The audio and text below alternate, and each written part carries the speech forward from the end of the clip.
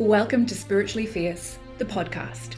I am your host, Dr. Ricky Jane Adams, principal and founder of the Institute for Intuitive Intelligence and creator of the Spiritually Fierce movement. Spiritually Fierce is not just a phrase. It is a movement of awakening consciousness of which we are all a part, if we want to be. In each episode, we'll explore what it means to be spiritually fierce, how to become it, and why it is the revolution in consciousness that will save the world. Join me and my fierce guests for deep conversations on spirituality beyond the trinkets and superstitions of the new age that will support you to increase your power to serve.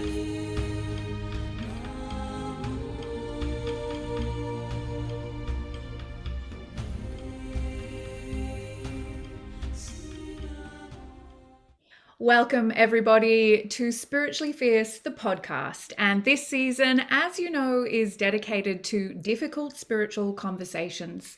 And I am joined by an exceptional woman who's currently in Florida, from Atlanta, but hanging out with us this evening, her time to talk about a very extraordinary story from traditional Western medicine doctor to medical intuitive. I'm blessed to have Dr. Susan Nicholas, and I'm going to tell you a little bit about her because she is quite exceptional. So formerly or currently a physician and surgeon, but having had a conscious awakening, you transitioned your life and founded susannicholas.org, a conscious media company. Today, you are a life transformation guide, quantum energy healer, and international speaker.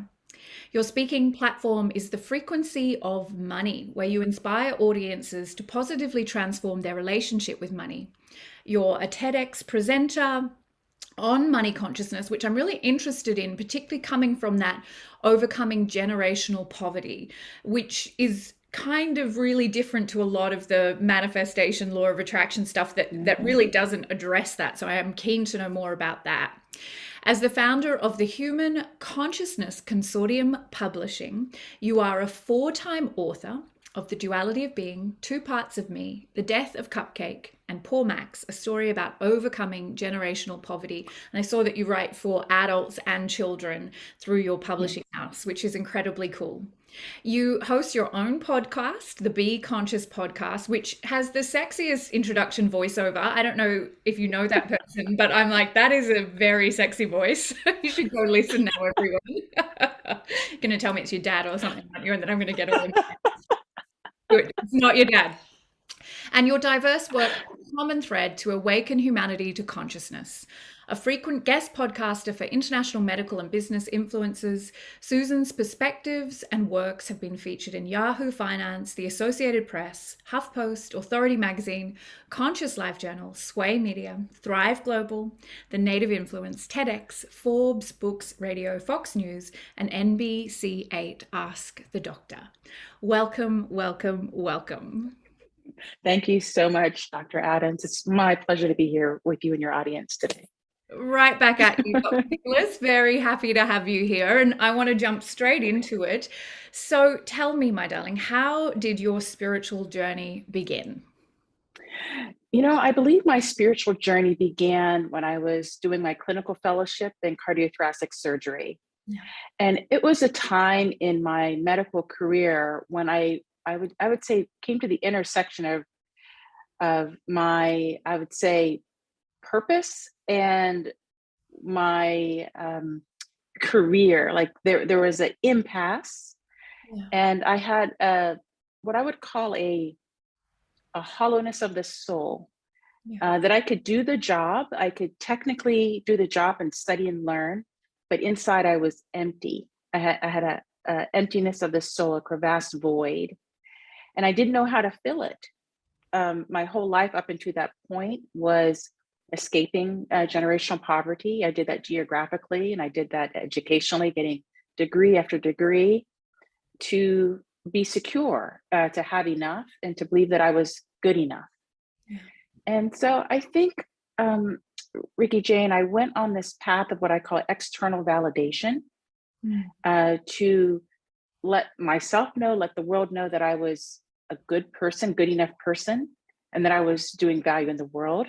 But that journey was an outward an outward expression or an outward journey, and I never acknowledged the inner self and what was truly my purpose in life. I thought I was doing my purpose because I did love learning what I was learning, and what I was doing I felt was meaningful and important to me, but it wasn't fulfilling me. Mm. And I guess I felt that at every milestone I would learn happiness, or I would feel happy.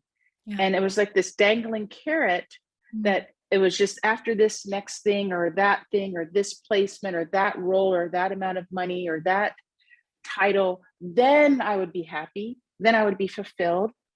And I tell you, that time never came. Yeah. And so I ended up coming to this crossroads where I couldn't do it anymore. And I made the decision to take my own life. Wow. And I think it was partly out of ignorance because I didn't know any other way. Like the path that I had taken was very challenging and difficult. Very few people had taken that journey. And here I was, what I believed at the height of my worldly success, but woefully unfulfilled. And I didn't know how to remedy that except to exit this life. And I believe that was when I heard my inner voice speak to me for the very first time. Mm. And I knew I had to change something dramatically to go on living. And so naturally, because I was very career driven and oriented, I believed that I just needed to make a career shift, and that would, figure everything out. That not that I would just have money or a title, but I would have time. Like I'd have this coveted balance, and then I would feel fulfilled. And so I went from clinical medicine to going into business school, Wow. and then becoming a healthcare entrepreneur and starting a healthcare company. Yeah. In business school, or I would say the end of it, I gave birth to my son, and then I became an entrepreneur. So I was a couple years into this entrepreneur journey. It was about 5 years after that shift out of clinical medicine. And here I was again with what I call the soulful void. Wow. And I thought, if I experience this depth of hollowness again, I would make it this time. And I had a 2-year-old son, and I would cry a lot, and I was just in this place of searching, really searching, so I could be here, to raise my son, that I could stand it, that I could stand living. And I believe I was given a gift, and I call it the gift now consciousness, where I began leaving outside of my body, having out of body experiences. And for the first time, I felt at peace. And I thought that initially, just from my clinical background, that experience was what happens when you're about to die. And again, I felt strangely at peace, like I was ready to go. Yeah. But here I am. That was 10 years ago. I'm still here. And I realized that that wasn't my exit. It was really the beginning of my conscious and spiritual journey, and to finally be fulfilled. Wow. So here I am. Wow. There's so much in that. And I just also wonder, did you start medical school when you were 12? Because I'm trying to do the math in my head. I'm like, there's no way you can have done all of that in your life so far. It's Mhm. it's so huge, and I love what you're sharing so transparently, that sense of it doesn't have to make any sense to anyone else, but even when you go chasing and achieve what everybody else would consider to be the highest ideal for your life, it can leave you wanting. And, even in the pursuit of that, you tried so hard to change what wasn't working, and still it didn't work. So you now call yourself a medical intuitive. What point did that, after that awakening of consciousness, did you go, oh, wow, I can serve through this? Well, I think how it started for me was in that journey of trying to figure out who am I? Asking that very profound question. It was in the examination of my life. I felt that I began examining myself. And I ended up at this place called the Monroe Institute. It's in Virginia for out of body travel. Wow. And in that place, I had my first energy session. I'd never even heard of it. Like I was very ignorant to the spiritual Yeah. self. Um, I had no creativity about me. I was just very much about the books and, procedures and processes and goals and schedules. And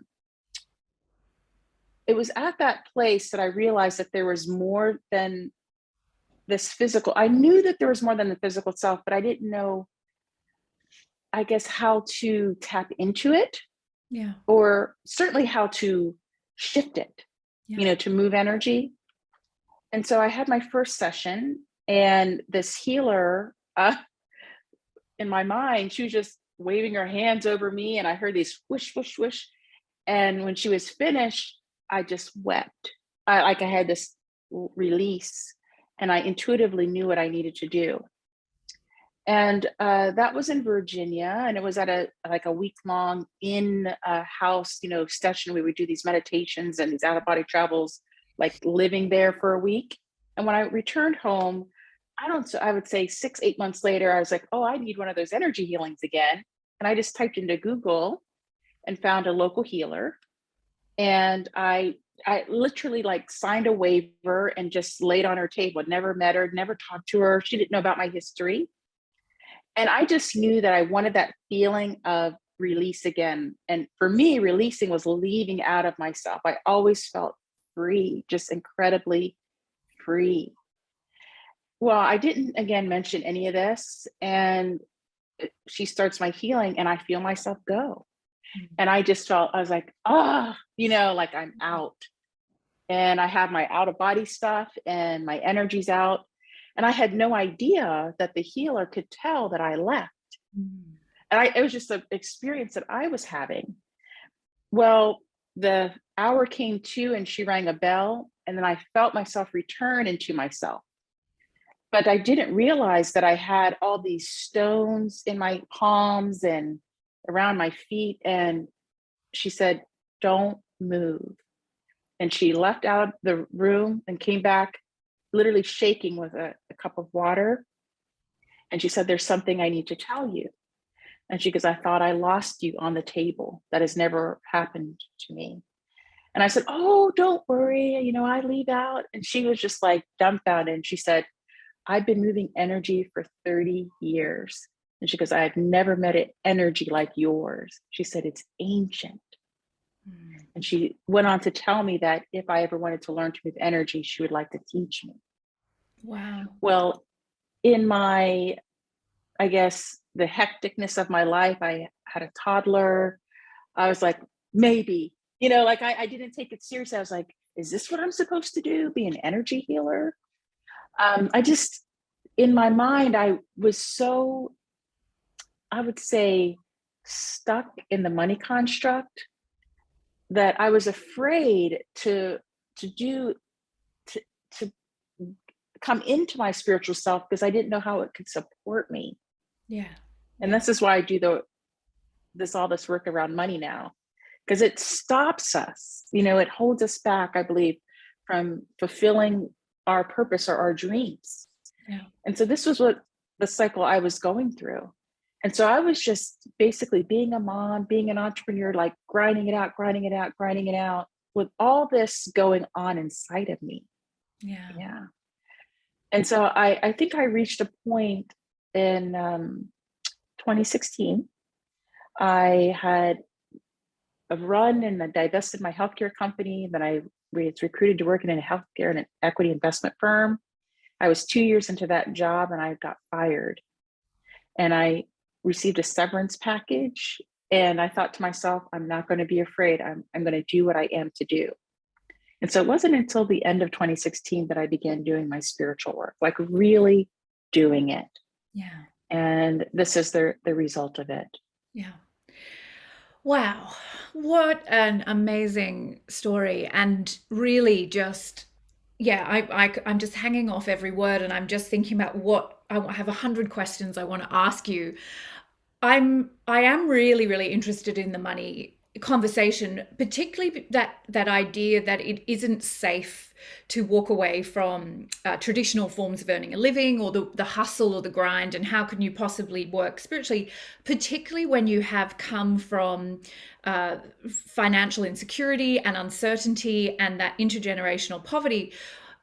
So much of the conversation around money in spiritual superficiality comes from this very privileged place where you've never had poverty, you've never understood what it is to live in poverty, and therefore you're like, yeah, of course I can just kind of do this, borrow some money, go there, try something. If it doesn't work, doesn't matter, someone else will pay for it. But you're speaking to a very personal experience of having worked your way out of that intergenerational poverty, to then turn around and say, okay, I'm going to risk it all. Talk to me about that, and why, how you serve people to overcome that fear of stepping into the unknown with money now. Okay. Big So question. yes, but they're great ones. And I'm so happy that you're asking me, because I believe, our beliefs around money hold us back from fulfilling our dreams. I think just if I take it like that, no matter if you came from poverty as I out of poverty as I did generationally, or if you were born into a life of excess and largesse, there are still beliefs around money. You may have come from comfort and have guilt surrounding money. There may be religious constraints or beliefs around money being evil or the root of evil. There may be have been secrets about money. Maybe money was stolen or misappropriated, or there was crimes committed surrounding money. Some people are afraid, have this disparate fear of losing their money because they attach it to their self-worth. And that is where I really work in the area of recognizing that our outward financial net worth is often a mirror of our innate self-worth.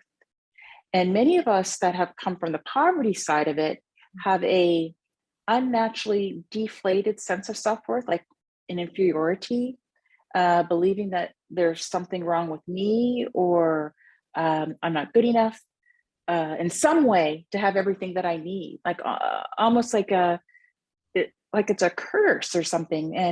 And then there's an acceptance that this is just how it is. It's always been this way.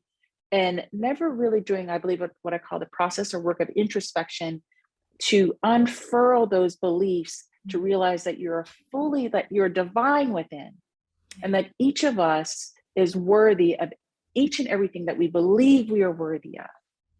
And so for me, I believe that it comes from a trust in the universe, that everything, if some people can't get out to the universe or this universal substrate of creation, maybe we can get back to the earth and say, okay, everything that we have or needed has been provided by the planet.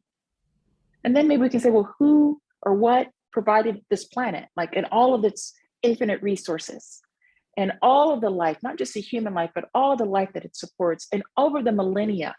Some will believe this earth is 4.5 billion years old. So all the time, that we can conceive linearly in our brains, since if we continue to perceive time in that way, how has it all been done? And it hasn't been a person, right? Or a paycheck or a corporation. It's been, I believe, what I call this universal support structure, that allows this to be, that allows us to be. And so I think there's a fundamental question that I believe we all must ask ourselves. And that is if we believe that we are, in fact, the embodiment of a benevolent universe that only wants to serve us. And so I've had to ask myself that. And for most of my life, I didn't believe it. I didn't believe that I was supported. I always felt lacking, scarcity, that there wasn't enough, no matter how much money I made, what titles I had, jobs I had.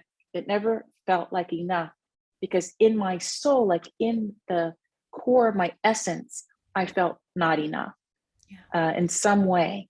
I didn't feel loved enough. I didn't feel smart enough, this or that. And I was always chasing to prove to the world, maybe to myself, that I was good enough.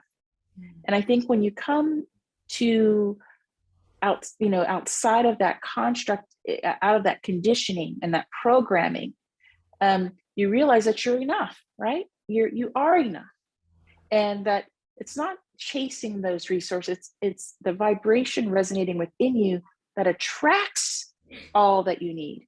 You know, all of the connections, all of the resources. And I think what also occurs for us, Ricky Jane, is we believe that money, and whatever form and country that money is, even a mere digital display on a screen, we believe that that is wealth, or that is riches.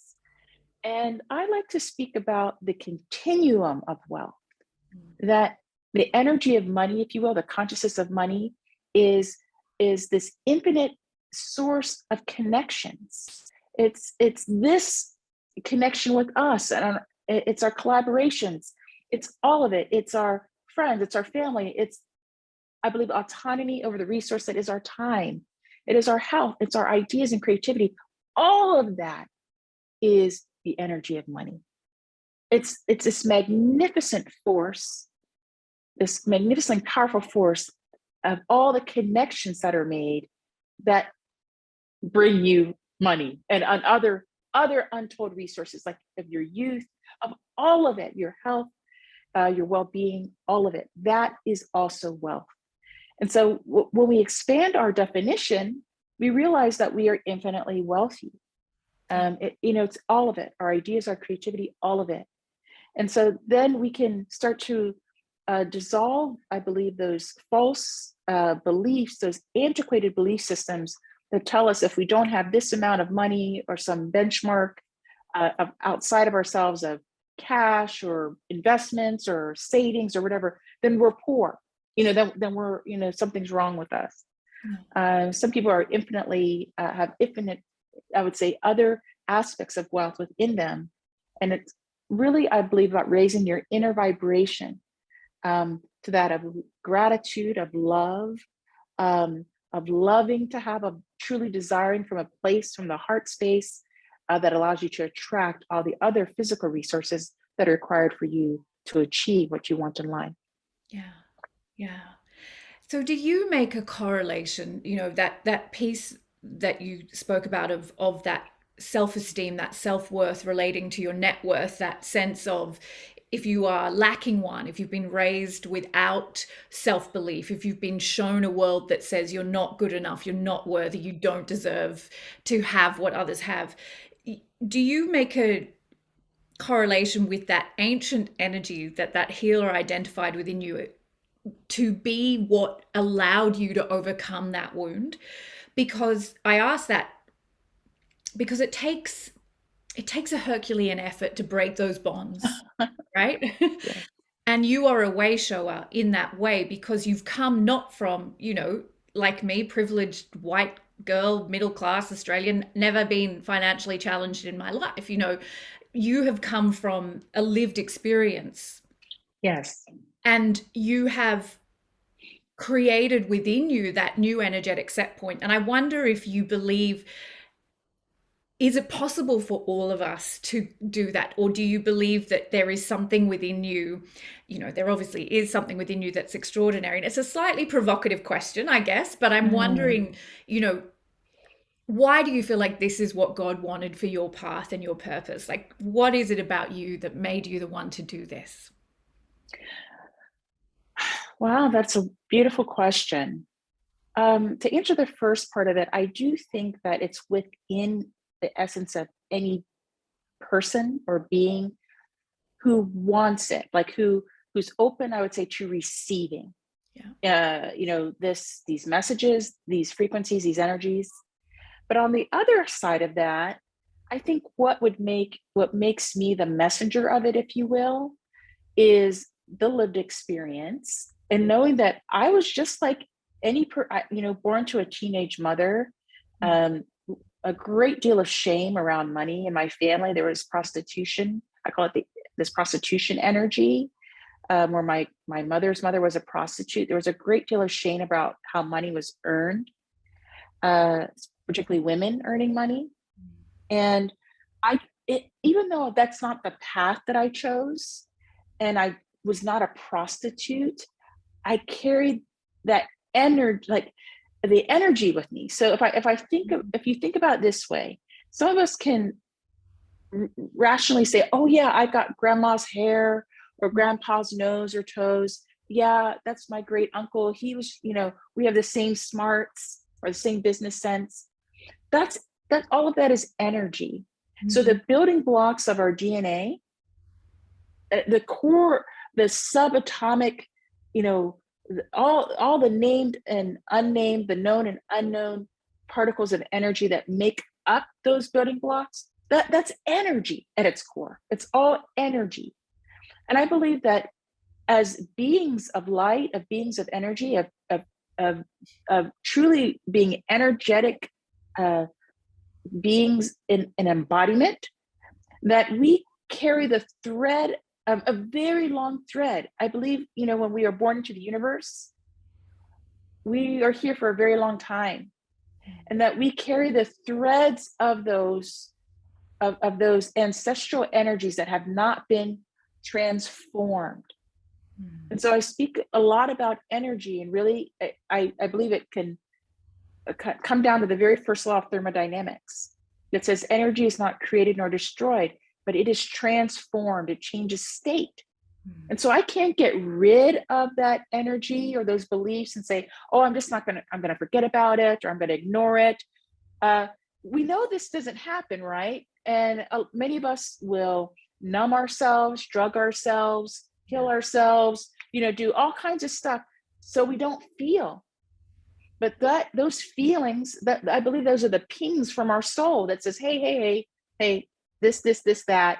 And instead of dealing with it and going in, taking that inner journey, we go outward and try to find all the answers. Of course, we don't find them. The journey that I've been on and many are on. And then we end up trying to exit out of this life some way, killing ourselves very quickly or with 1,000 cuts. Yeah. And so I think, if we learned, like from a very, very early age when we were born, if we had very conscious, awakened parents, communities, societies, to transform these energies early on, then I think we would be like happy people. Like the world would be transformed. Like it would be unrecognizable. Yeah. Because we would recognize that, oh, this is a thread. This is energy. And my soul is like, okay, you're here now in this embodiment. Let's do this work. Let's transform it. Yeah. We're only conditioned and trained in this life to do what I call our external work, our physical work, the third dimensional work. Very little, if any, credence is given to the work of that we are here for on a soul level. And I believe on a very fundamental level, we are here to mature our eternal souls. Like this is I call it a cosmic kindergarten, and that we are here to mature our souls as well.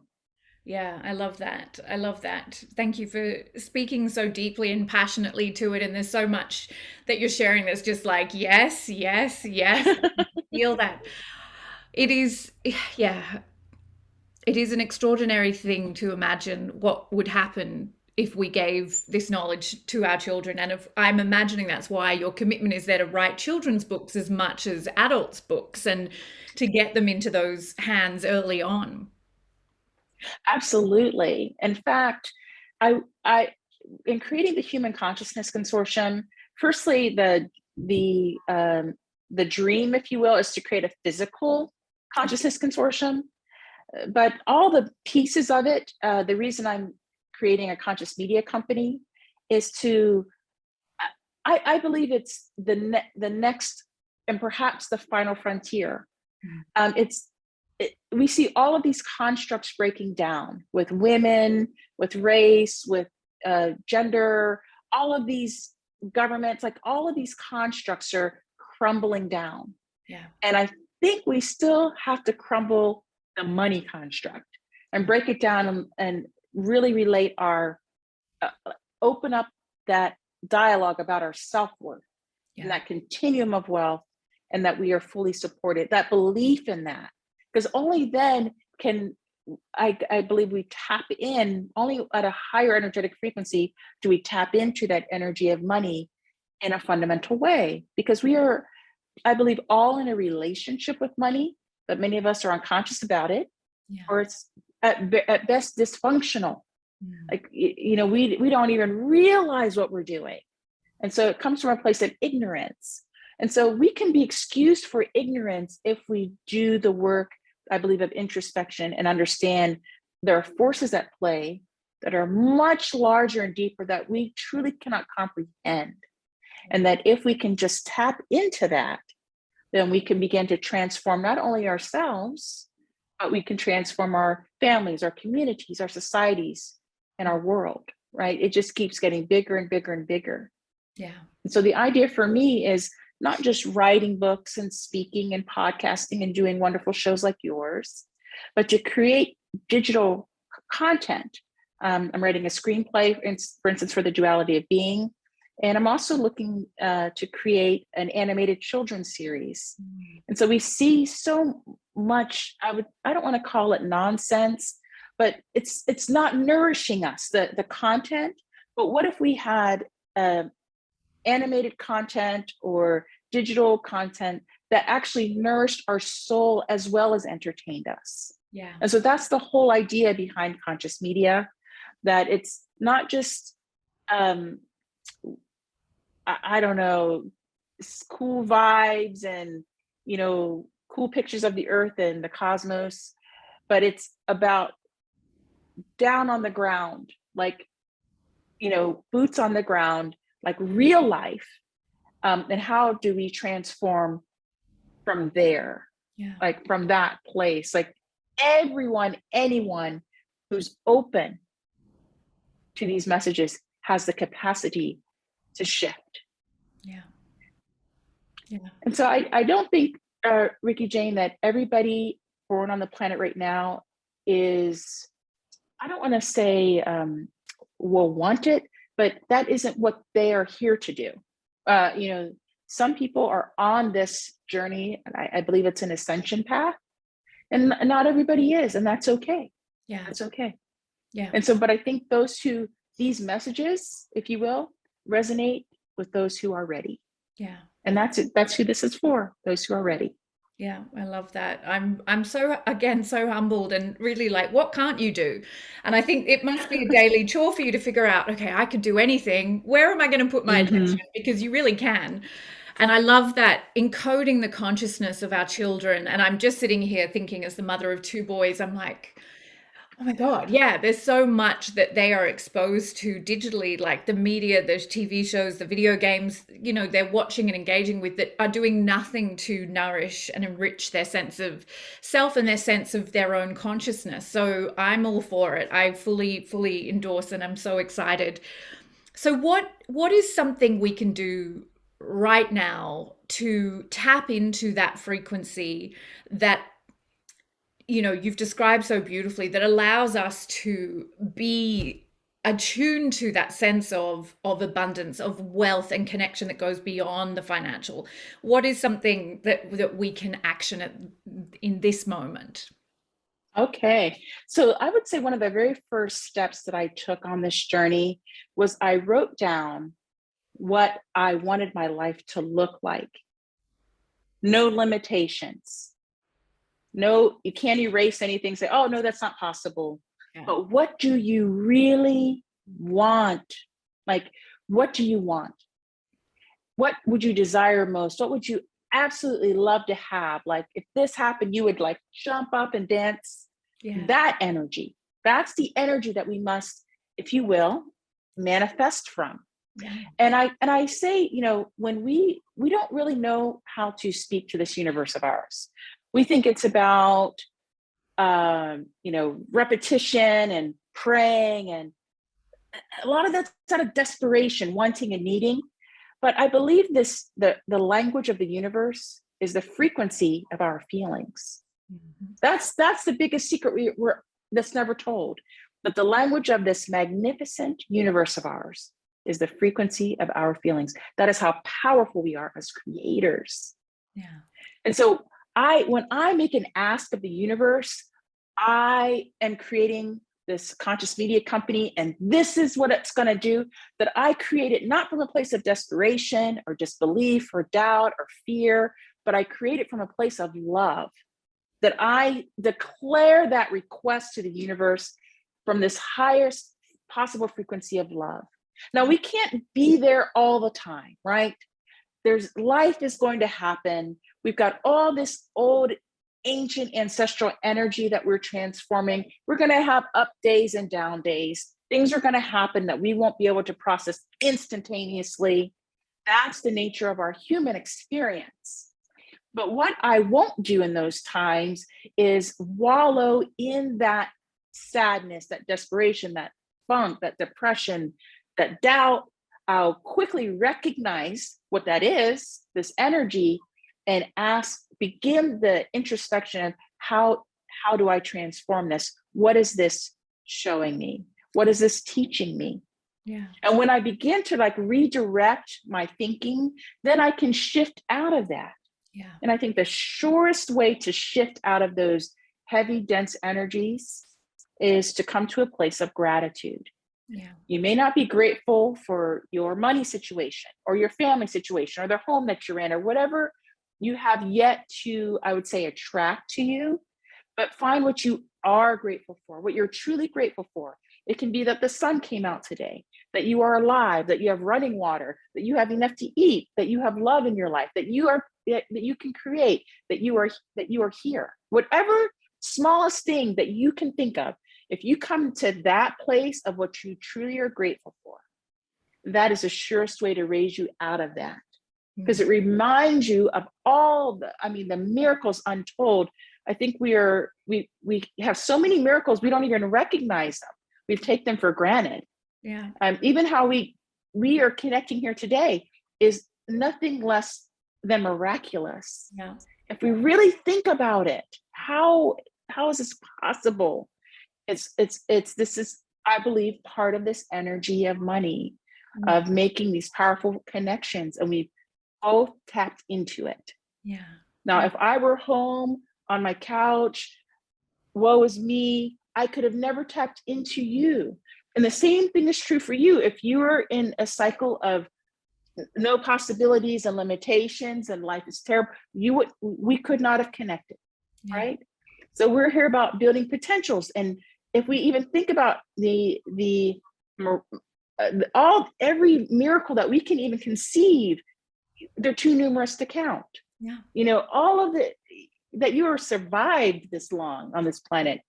I mean, that's a miracle. This is not an easy place to live. The Earth is a formidable planet in its beauty and vastness and awesomeness, and it's tough. This is not an easy existence. Yeah. By no means. Yeah.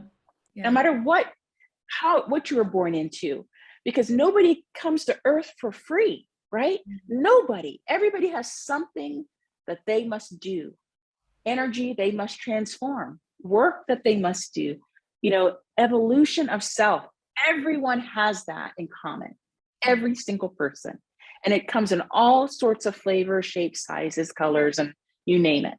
Yeah. And so I believe if we can find nothing in common, it is, if you will, the struggle, of being here on the planet, of being embodied. We are all experiencing an embodiment.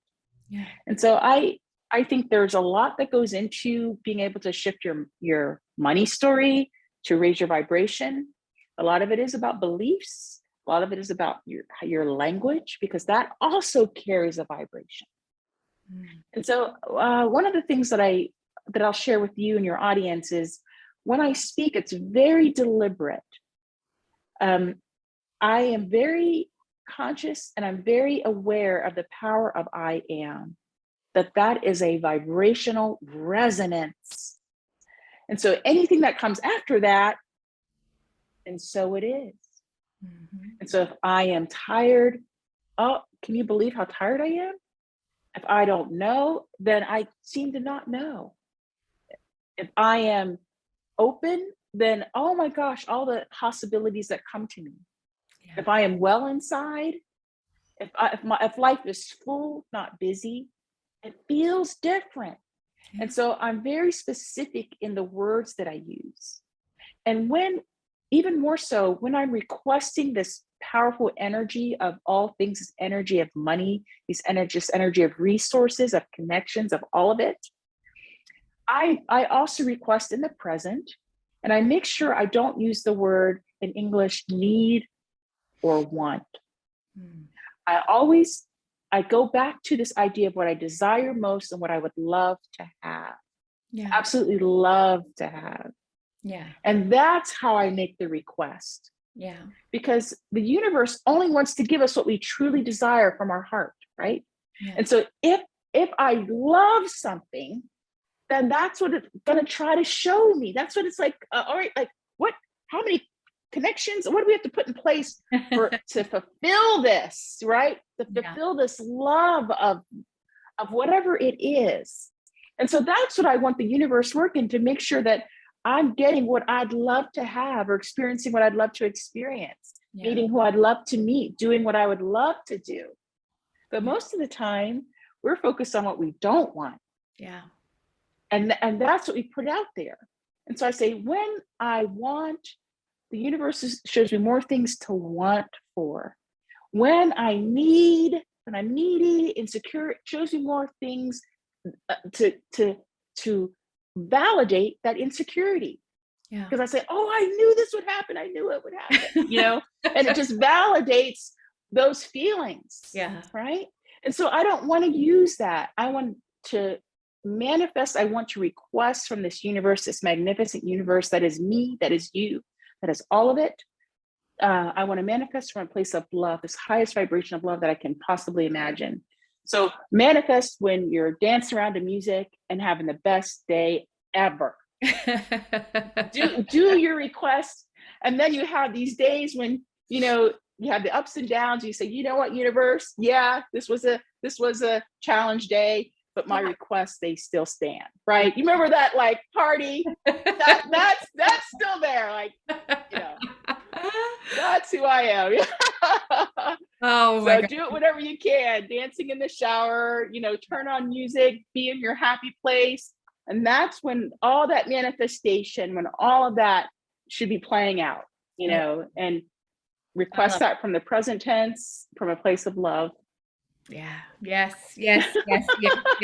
Oh, so powerful. That was like a sermon. You need to take that out to the people. I'm sure you do already in all your glorious talks, but just absolutely love every word. And, just hearing the passion in the way that you share that, and that energetic shift, even as you're speaking, that transformation, just being in your energy. I'm so honored. I want to ask a few questions just so we can get to know you a little bit to wrap up our time together. What do people misunderstand about you? That is a very good one. I think I've always been seen as a serious person. And I actually am very light inside. I used to be very heavy. There's no doubt. But I think despite the spiritual journey, I don't want to just say despite it, but on the spiritual journey, it doesn't have to always be serious and heavy and like this drudgery, but it's like a light place, it's like a place of levity. And, I like, being light and not thinking too much about stuff too. Yeah. It actually, I think, takes a lot of the thinking out of it, because now I'm all about feeling. I introspect a great deal. And my introspection before my awakening was dark. It was very heavy. It was very full of sorrow. Now my introspecting is more curious. And I just imagine what if a lot more, and how things could be different. And I would say through this journey, I've become more of an observer. Yeah. It's not that I'm always heavy in introspection, but I'm just more of an observer now, not so reactionary to things. Yeah. And so I consider myself just an observer of life, observer of self, very aware of my body and what's happening within it, and I introspect on it. I don't blame the world outside. I look at me first.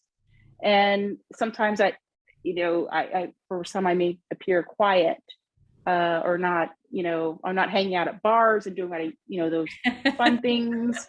But it doesn't mean I'm not fun or having fun. Oh Yeah. yeah. Well, we've seen that already. That was just so much joy pouring out of you. I would love to know what you're reading right now.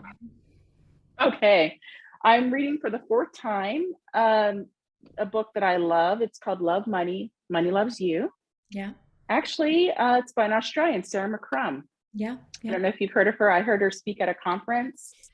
And I think her work is very transformative in the inner area of what I consider money consciousness. Yeah. And Amazing. so I recommend it all the time, and I read it over and over. And it's I think it's extraordinary. Amazing. Well, we will add that to the show notes so everyone can find that as well. And if today was your last day on earth, what would you want us to know? What's your message?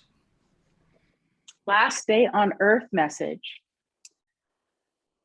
be conscious. That is very good. You are on message. I'm always asking people to be conscious, be aware.